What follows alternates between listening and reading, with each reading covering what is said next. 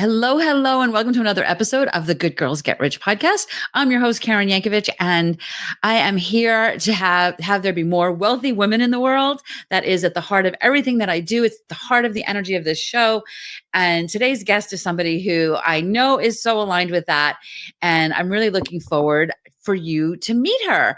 I'm going to bring her on now. Her name is Renee Hughes.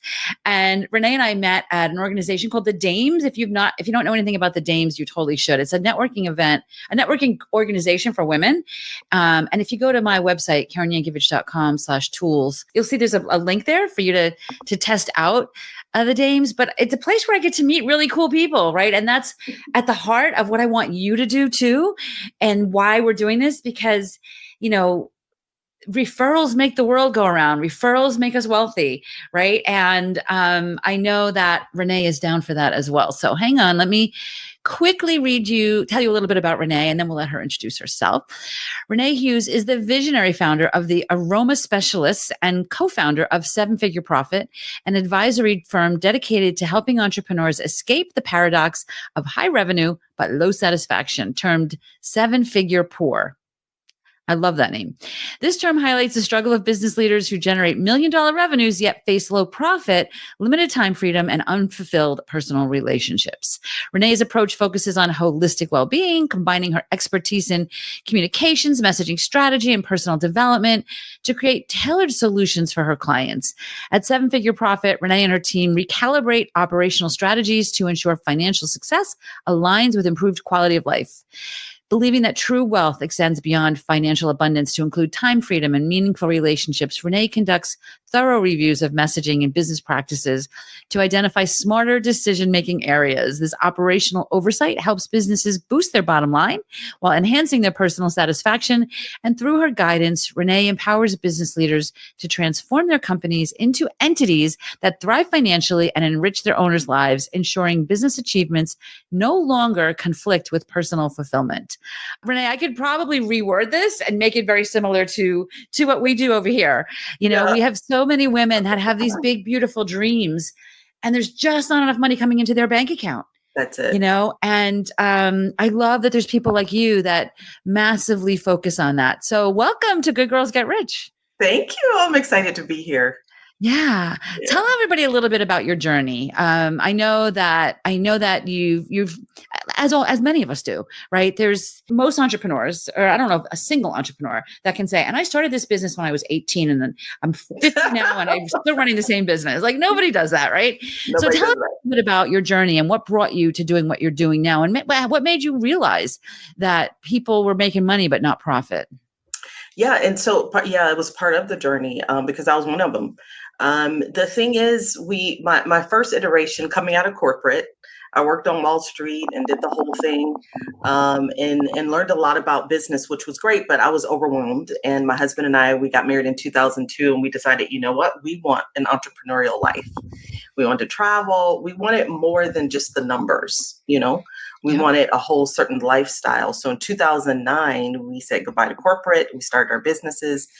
Along that journey, you make so many mistakes. You don't understand. Right. Fortunately, my husband's a CPA, so he was able to help with that side of the numbers. But bringing in clients and understanding who you want to work with and what you want to do took me a long time. It took me a really long time. But then as I started to get those right clients and those right offers and things started to take off, I thought, well, I've done it. I've arrived. I'm making all this money. And then it was gone. It was just gone, and I'm going to invest in certain things, and I was sponsoring everybody and all these projects, and I'm just doing all these things. And all of a sudden it's just like, okay, whoa, what happened to all of this big revenue that's flowing in? It was still flowing in, right? But it was going as fast as it was coming. Yes. And so that's when we started to have the conversation of, are other people experiencing this? Yes. And I started a couple of years ago, actually doing some market research with my clients, with friends, with colleagues, just asking questions and seeing, like, is this really a thing? Mm-hmm. And found out, yeah, it really is a thing. And so we coined the term seven-figure poor because it's like, yeah, this money is great. You thought you were going to make it. Right. Such a You great know, you name. need to Such a let them great out. name. Yeah. Yeah. I have Yeah. a kind of a little bit of an interesting personal story around that. My Mhm. grandmother used to say that she was born with her hands like this, right? That everything that came in went right through. But she did it from a place of generosity, like Mhm. if they won $20 on it, my dad was an only child. So my sister and I were her only grandchildren. If they Mhm. won $20 in the lottery, my dad got 10 and my sister and I each got five, right? Like, so she was, she did it from a place of generosity. But I remember one time sitting at a holiday table and my dad was there and he said to me, "You're just like your grandmother. Your hands are like this." And I went in my head, "Oh, no, no, no. Wait. I'm canceling that right now. I am Mhm. not accepting that. I Yeah. am not accepting that that's a part of my life." And I have like deliberately more consciously then I guess I've been more conscious of that Mhm. because, I've got a bunch of kids. I now have a couple grandkids and a lot of people in Mhm. my life. And it's really easy. Forget about the business, like the wanting to sponsor things and all that other stuff, right? There's also the personal side of that too. So I totally can relate to that. And I had to make an intentional decision spurred by that comment that my dad was just, I think, thinking he was paying me a compliment on. Um, where I went, "Oh no, no, no, I'm not accepting that," Mhm. and because we don't realize we're doing it, right? You don't. We're running this $1 million business. Where's the money? Where is And it? Yeah. right. And there have Because been I think times growing over up my too, business journey, that's such a big number to us when we're growing right, up, and we right. think, oh gosh, if I can get even six figures, multiple six figures, like we're like, Hmm. yeah, that's all I really want. Yep. But you know what? And I think for us as entrepreneurs, we have to remember is having a multiple six-figure salary or seven-figure salary at a company or something is completely different Yes. than Yes. having, I think I say that at least once an episode on yeah, this show, right? It's not the same. And there have that's been times okay. in my life, I'm like full disclosure here, that I have fantasized about a paycheck. It's Yeah. Friday, there's money in the bank. Do you know what I mean? Like like, and as an entrepreneur, Mhm. listen, we can and we should be able to emulate that. That being said, it is very different. It is very different with all of the expenses and all of the things that we need to do. Mhm. And I wouldn't give it up for a second, right? Like I wouldn't you, either. Yeah. I I love it. chose this life. And Mhm. I, as you were talking about choosing the entrepreneurial life, what I want to kind of remind people too is everybody's version of that is different, right? Some Mhm. people may want to be home for the school bus at 3 o'clock every day. Yeah. Other people might want to work from Italy for a month every year, right? Mhm. It's okay. Whatever your vision of what you want your business, the life you want your business to support, you get to create that. Right. You get to create that, but you Mhm. have to create that then. Like once you've got your entrepreneurial journey, then you have to, and I'm saying this, by the way, to remind myself sometimes that, I did it for similar reasons to you. I wanted to be able to spend more time with my grandkids and be Mhm. able to, it's funny. I say things like, I love what I do and I'm never going to retire because I love what I do. But Mhm. every year that I get older, my friends get older and they're all going to Broadway shows on Wednesday, Right. right? Because they're all retired. And I'm like, oh, I can't go. I I gotta have work. clients, right? So as I say, I want to work forever. There's also lots of reasons that I want to build in that flexibility into my life. Yeah, and life changes. We Exactly. need to honor the transitions of life. It's different. And even though you love what you do, and a Hmm. lot of us, it's funny, I don't know if you were in that networking group we had yesterday, but we were just talking about this, I that it's wasn't. I like missed yesterday. I was you thinking when missed that I one. saw it on my calendar, I'm like, I missed yesterday's event. Yeah, and we Yeah. were talking about the fact that a lot of women don't ever really want to retire because we like being active, we like doing something, we like Hmm. giving back. But what happens is your inspirations, your desires, your focus does change Right. and your energy level changes and Right. how much time you want to spend in that thing. And Yep. that desire to be in the hustle and the fun of the hustle gets old. Yes. You do It not want to absolutely hustle, does. you know, Yeah. as the years click along, things change. And Yep. so we have to be able to honor that and roll with those changes and maintain our lifestyle. That's the thing. You don't want everything to come crashing down because, there wasn't that profit planning. So that's the big thing that we try to focus Right. on.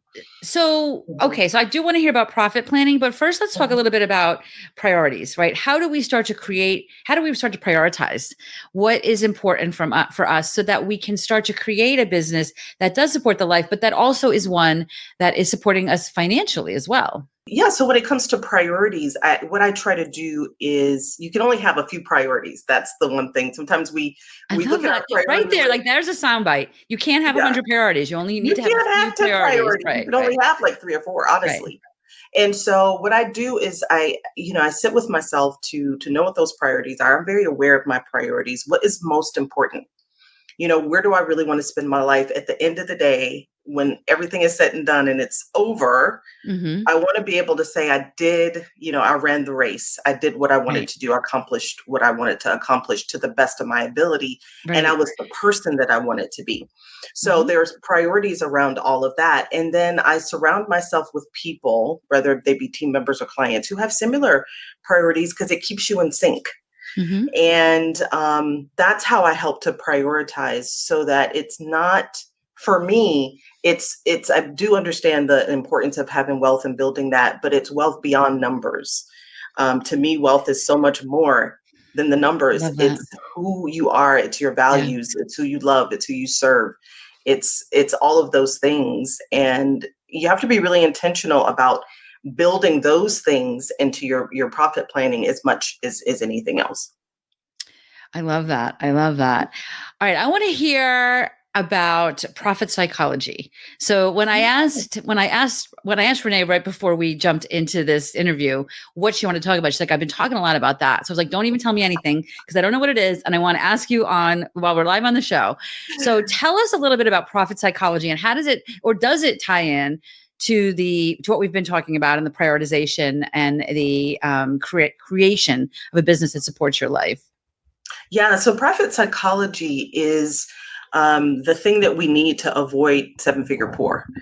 What happens? There's two main things that I found that causes people to get stuck in that paradox. One of them, especially for creatives, I work with creatives, and we think Yeah. a certain way. One part of it is there's for a group of people, for some people, there's shame around earning a lot of money and they only feel good if they're giving it away. I'm okay if I Right. give it away. I don't really make that much. That kind of thing. There's all this guilt and shame around money. That's a subset that we work with when it comes to the psychology of it. The other side is spending more than they make, trying to create a certain lifestyle from the outside, Mm-hmm. getting validation from people like this is how I live and this is I have several homes and I do these Right. things.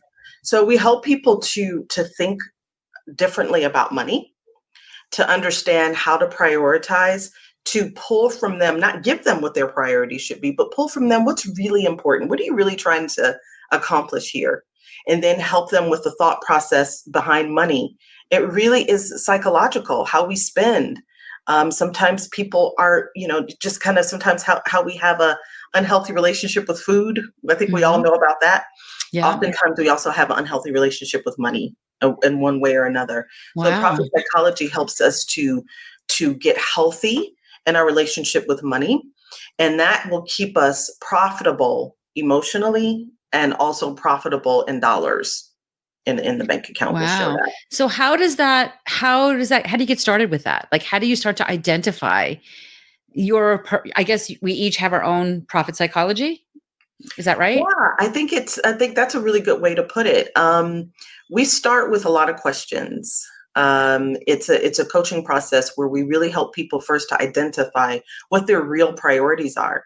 Mm-hmm. Sometimes we have sound bites of priorities because they sound good and Mm-hmm. it's what somebody else told us, but in our heart it's not really how we feel. So it starts with a lot of questions to identify what really is important to you in your life. What do So you this want is to where it ties feel? into that prioritization, right? It ties into the prioritization, and what you want to fuel and what you want to fund. So we talk about those things. And then once we're clear on that, then we go about making a plan to help achieve that.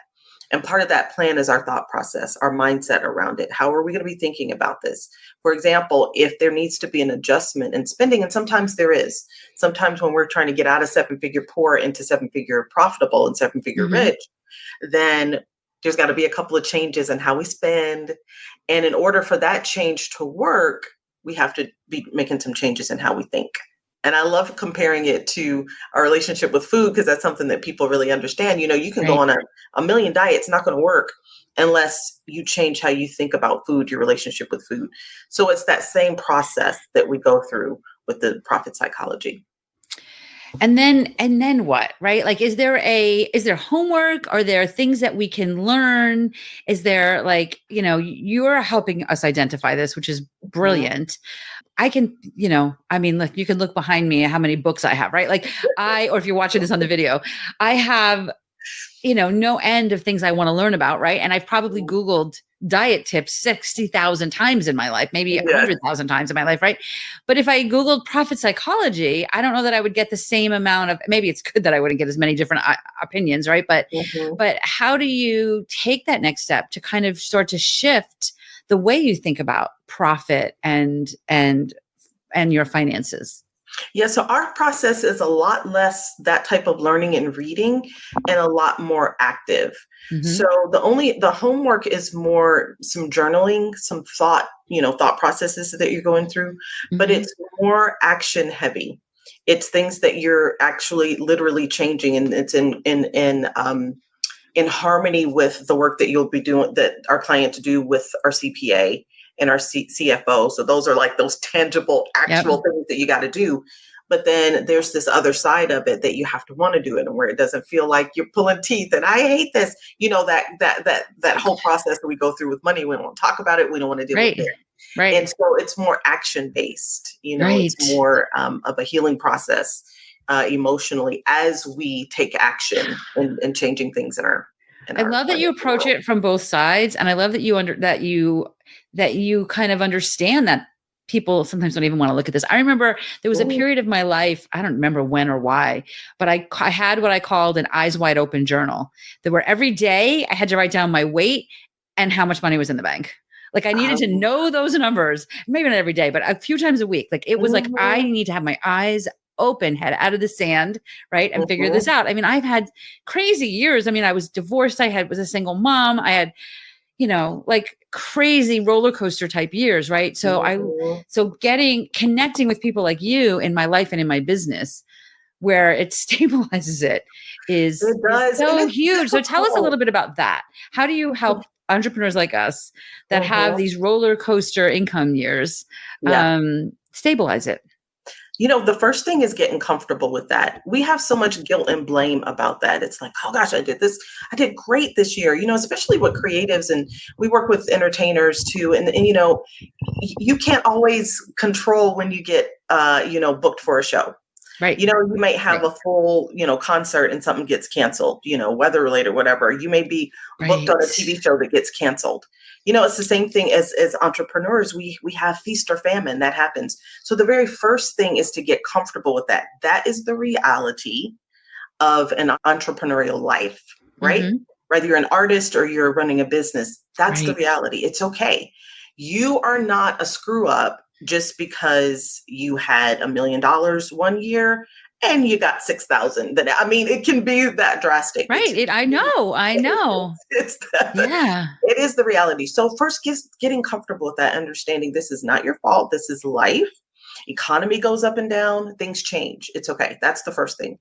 The next thing is that thing that you mentioned earlier, which I loved, is looking at those numbers and looking in the mirror, which we Mm-hmm. handhold you through, because that is not Beautiful. easy. It's No, so much no. easier to put your head in the sand and say, I cannot look at this. It Yep. hurts to look at it. Yep. So we handhold you through that process because that is difficult. And then we give you simple things that you can do to, first of all, save. For one thing, when you're making a lot of money, you get killed in taxes. So learning how to avoid that so that that money is going into your bank account and not to the IRS, to Right. legally, safely Right. save on those years that Right. you're making a lot So of money. actual tax planning, not just Absolutely. reactive to your Right. tax burdens. Perfect Or, way to put listen, that. I mean, I'd like to also say making a lot of money, meaning paying a lot of tax, means you're making a lot of money, right? But there's that the P word, the profit word, right? Yeah. And tax is sometimes people's biggest expense. I'm telling you, it's massive the amount. The more you make, I mean, and it's so much easier than people think to avoid that. It really just takes what you said, that some proactive Right. conversations. And then people think, well, I have an accountant, I have a bookkeeper, but not everybody is trained to know how to do this with you. And you Right. may not have engaged them to do Right. that with you, because it's Right. planning. It's a different engagement than preparing your tax return. Well, and I also think that there are people that are better at supporting entrepreneurs, especially online. Like, I'm an online entrepreneur. I don't have an office. I don't have like a rent overhead for my business. And I Mhm, remember talking one time to somebody who I know well, who I a bunch of years ago brought in to help me figure out some finance stuff around my business. And mhm, she was like drilling me about charges for things like Entreport, which is what I use to send emails out. And is mhm. that I'm like, she's not the right person because she doesn't understand Not getting it. she doesn't understand those expenses, Yeah, and when you don't understand those expenses, you can't be that you're not the right person for me. yeah. So even if you Mm, have somebody, maybe you don't have like we have to be open to maybe we don't have the right person, right? mhm. And because different people have different skills around all these things. I remember asking her one time Yeah, about, do I have to send 1090? The big question entrepreneurs ask, do I have to send 1099 to people I pay with PayPal? Do you know what I mhm. mean? Like a million people ask that question. Yeah, And I don't know that anybody really international knows the employee, actual answer to that, but yeah. she really didn't because she was, like, so because she never had anybody that paid with PayPal before.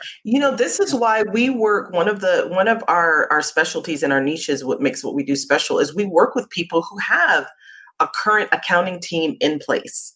We're Oh, not interesting. necessarily replacing that, because what we do is so unique. We're Oh, I coming in love with that. advice and setting people up and taking a look at what your team is currently doing.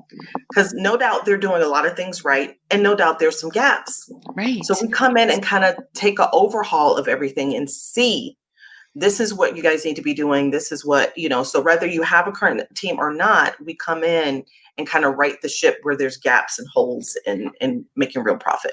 I love that. I love Mhm. that. And I think that I try to operate the same way, right? I don't take over for your business coach. I'm not a business coach. We Yeah. come in and help you create your brand, create a plan to get on the phone with people, to create some publicity, to create some credibility for yourself, and Mhm. to create a high ticket offer, right? I'm not really looking at the profitability of that offer. I'm looking at pouring money into the top of the pouring The into the funnel. money to the top of your Mhm. business. But Yeah. that you still, and it can be a short-term engagement, right? Mhm. I love Absolutely. that. And I think Yeah. it's I love it. I love that. So tell Mhm. me, like, give us some examples maybe of what you're seeing now. So we're recording this. Mhm. It is the middle of 2024. It's probably going to go Mhm. live early fall, late summer Mhm. 2024. Is there anything different about this year or last year than maybe we'd seen in the past 5 years? Is there anything we should be paying attention to as we move into 2025? Yeah, there's so many changes, and I'm not the CPA, so that's my husband's Okay. side. But even just in our meetings and stuff, just hearing Hmm. about changes in law, possible changes that are coming, Hmm. right? Yep. Um, Yep. the other thing that we're seeing is a shift in people, especially those of us who are entrepreneurs. We're seeing a shift in how people are making decisions in hiring. So, whereas a few years back, a lot of people were getting coaches, a lot of people were investing in their businesses, people are a lot more cautious now. And that's not a bad thing. We just need to be aware of it. And what you do is so important because you're helping people to gain credibility. And that is something that we Yep. drastically need right now. You need Yes. credibility. So, this is something that we're seeing. We're seeing that people are needing to pay more attention. We had a client who was working with an accountant for a very long time who disappeared, and they didn't even know they had disappeared, had not been handling his accounting. This happens a lot. But some of you may have heard the story about Steve Harvey. Like he's gone public with that, how for years he thought he was paying his taxes, he thought he was up to date on everything, and found out his accountant wasn't ever sending the payments in. So this is the other thing that we're seeing Yeah. is that people are unaware of what's happening with their finances, especially the more Right. money they make, because they don't want to look at it because it's a pain. Right. So becoming aware yourself, understanding number one, that your clients are making more strategic decisions. So you need to be credible. Mm-hmm. Number two, you need to know your own numbers. And it doesn't mean that you have to become an accountant and you have to get all into it, but you do need to understand what your team is doing. And Right. that's not accusatory and it's not, hey, are you spending my money? It's nothing like that. It's just let me be aware. Just let me be aware of what's happening, Right. ask the questions, know what questions to ask. Those are some of the things that we're seeing, just a trend and people needing to be more aware, making more sound decisions and becoming more credible so that they can continue. Yeah, I completely agree. We're seeing the same thing here, that things that used to work in marketing 3, 4 years ago are just not working anymore. They're not working the way they used to. People are more cautious about making decisions. They want to know, like, and trust the people that they're deciding, that they want to hire. And Yeah. one of the things that I remind people is when you are an entrepreneur and you're looking to bring people in, obviously you want to look worthy of their investment, right? Right. But Mhm. but the first investment they're making is in your time, is their time, right? To Yes. speak to you, to talk to you, to get to know you. So Mhm. you have to at least look worthy of getting Mhm. of getting their attention and having that conversation with them, at least for the higher ticket things. And my expertise is not how do you sell a pen. My expertise is how Right. do you get a distributor that wants to buy 100,000 of your pens, right? That's right. So if you're selling pens, yes, people don't necessarily need to know too much about you.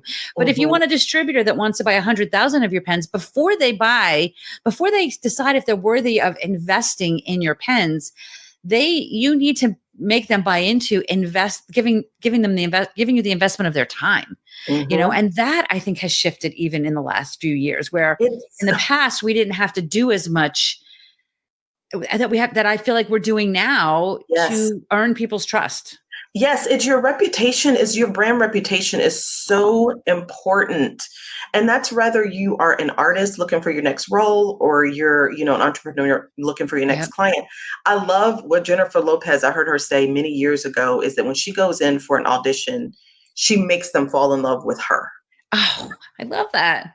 I And love that's what we that. need to do. We need for people to Yes. fall in love with us, our brand, who we are, and then they're going to follow us through because they're no longer worried that they're getting involved with a brand who's Right. going to tank them. And especially like you said, if you're looking for like a big distributor, this is something big, people are And you can when be, by the way. You it can be, it and you can should be. be, right? Yeah, Like, so, right. right. Yeah, Yeah. it's important. Your reputation and them knowing that for the long haul they can trust you. We have such good examples and we have such bad examples. Right. Look what just happened. Like at the time of this recording, we just had this ridiculousness with Diddy. You know, he has had all these endorsements and everybody's now signing off from him, but his reputation has been trashed for decades. Yeah. So Yeah. those who Yeah. signed on with him they were being risky, where they're going to be a lot more cautious now, and they're Yeah. going to be looking for brands and people to and endorse that are worthy. Yeah. And And so so, important. yeah, so we're all looking for that trustworthiness. So, Renee, tell us what's in store for Seven Figure Poor and Renee Hughes for the rest of 2025 and 2026. What's coming up? Well, we're really focused on having conversations with Seven Figure Profits.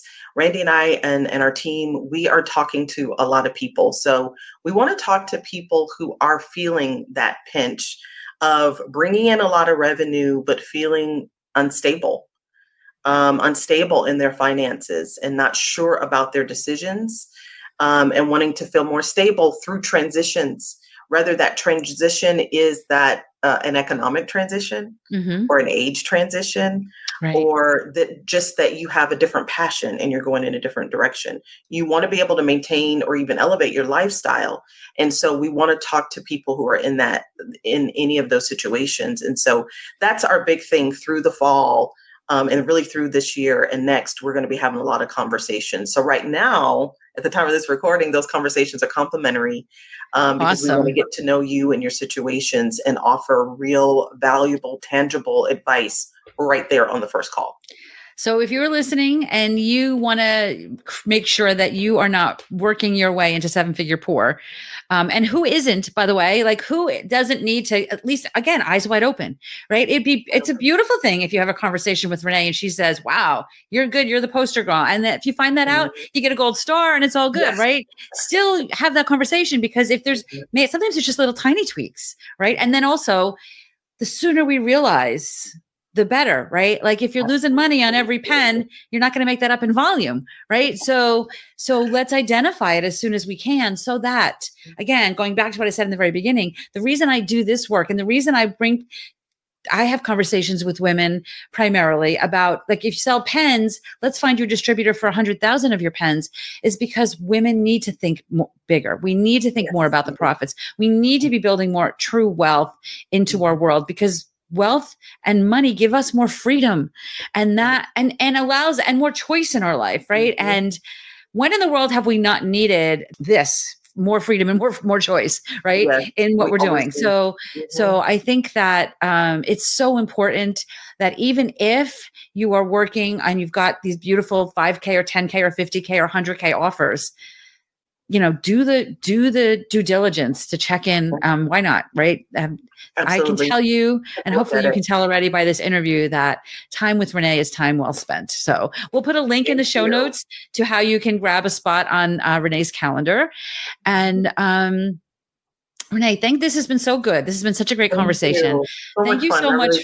Thank you so much for doing this. If you've listened before, or if you love what you heard today, we love to hear from you. So please, first of all, subscribe to the show wherever you're listening, but also take a quick screenshot right now. We'll take a little smile, and take a quick screenshot and share it on social media. Tag me, tag Renee. We'll link all of her links below as well. And then we'll share it with our audience. And this is how we all start to build these beautiful networks, these beautiful relationships, that rising tide that lifts all boats, right? And you all know too, if you're looking to get some support with your LinkedIn and PR strategy, with the strategies that help you build that credibility, you can also book a call in our calendar. We'll put the links below this video for that as well. Or you can go to KarenYankovich.com/call. Again, there's no obligation on these calls, and there's no cost for these calls, at least not at this point on my side either. And our goal is to just really chat to see what makes sense for you to build this big, beautiful business or big, beautiful brand, if that's what you want. And if we think we can help you with that, we'll tell you what that looks like.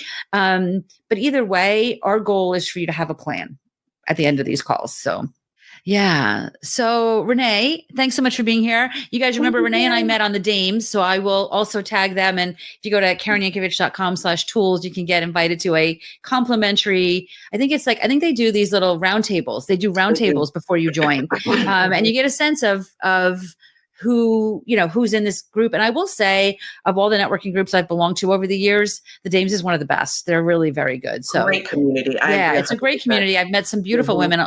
You're going to be meeting a lot more of them, because I'm like, I want to have you on my show. Let's talk about this on my show. So, but again, that's what I want for you, right? That's what I want for you. I want you to be surrounded by people that are lifting you up and helping you step into your next chapter powerfully and profitably. So thanks so much for being here, Renee. Thank you for being here. And I'll see you guys all again next week. Take care.